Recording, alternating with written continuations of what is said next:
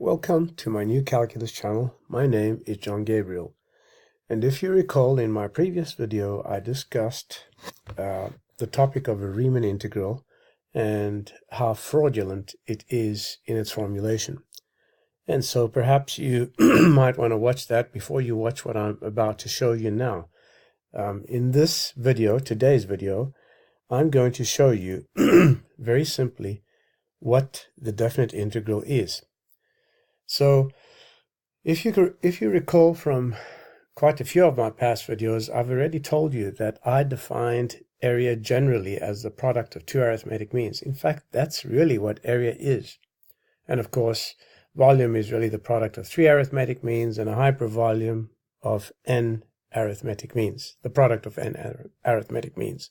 So the area is actually the arithmetic mean of all the vertical line lengths in a particular shaded region. In this case, this rectangle here, but it applies to any region, even if it's irregular, as you'll see shortly. So it's a product of all these, the arithmetic mean of all the vertical line lengths, which happens to be either one of the vertical sides in this case here, because it's a rectangle, and also the arithmetic mean of all the horizontal line lengths, okay, which happens to be this bottom pink line, or the interval of a given curve, right? So let's dismiss this. Now, we can see from a very simple function that that's true if, and this doesn't have to be f prime of x, but I've called it that for a special reason, as you'll see why in a moment. It can be any function. So I said f prime of x is equal to 2 because that's really just a function. This little prime here is just a way of distinguishing it from a primitive or one of its derivatives, okay? So as you can see, the area here is 2. It's simply the arithmetic mean of all the horizontal lines, which is a difference between 3 and 2, is 1. And the vertical line length's arithmetic mean is 2. So 2 times 1 is 2, right? And if we stretch that along, that's 1.5 times 2. 1.5 times 2 is 3, okay? So I think you get the idea there. Now, we can continue by seeing what happens if we take the primitive function of this one. So let's call it f, because the derivative of f is 2, right? Well, straight lines don't really have a derivative, but they have a slope which is always the same as it would be if it were another curve to which this straight line were a tangent. So, so now we have a very easy way of finding it without having to calculate all the infinitely many line lengths in here. So if we look at this here, screen sketch, normally in a rectangle, right, we'd calculate the arithmetic mean of all these vertical line lengths. Now in this region here, this region that I'm pointing to here, oh, let me use my pointer, this whole region here, right, then we'd be considering all the arithmetic mean of all the lines in this interval, right? And so that would, because this is a straight line, it always happens to be midway between these 2 points. So it would be round about here, 2.5. And 2.5 times 2 is 5, okay? And 5 times 1 would be the area, which is 5, right? And we can see in a moment why or how that is true. So if we come over here, you see the area is 5. This whole area here is 5. So the mean value theorem tells us that if the curve, in this case here, I've called it f, which is the primitive of this little f, if this is smooth, then we can simply take the boundary value. So it would be this length 9 minus 4, which is 5, and that gives us the area that you see here that I'm pointing to, right? So, and of course you can even go ahead and do the same with this curve here by finding out the area of this x squared curve, like so, right? So the area of that curve would be given by let's just do this. Okay, would be given by this, by the pink, the difference in the pink vertical lines, okay? So it would be 9 minus 2.667, which is 6.6, which is 6.333, whatever. And that's the primitive of f, okay?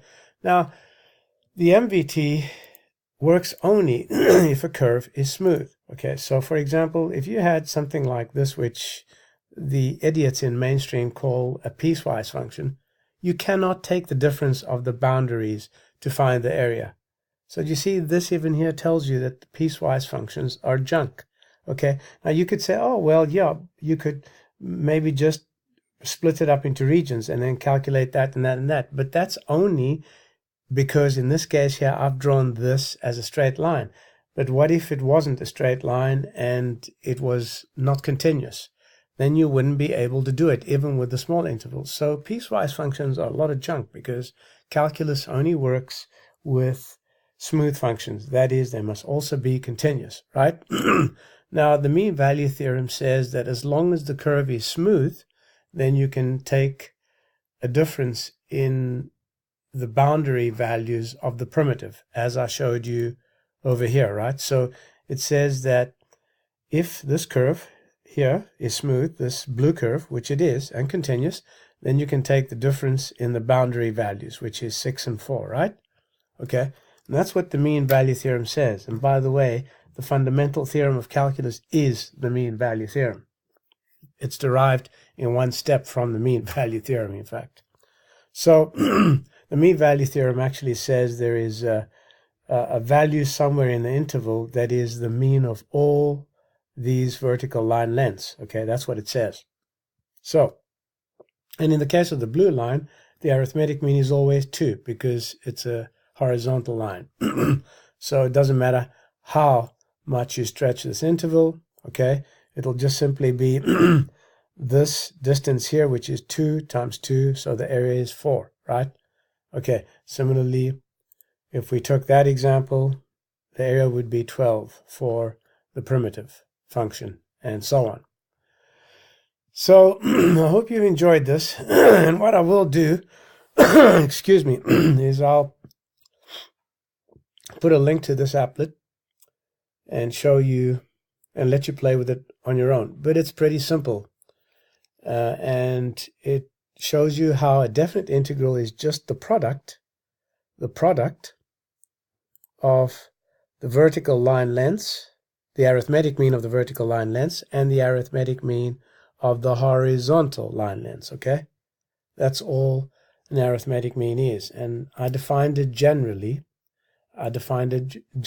as a product of two arithmetic means. So, I hope that clears up matters for those of you who didn't understand how to find the area. But as you can see, it's pretty simple, right?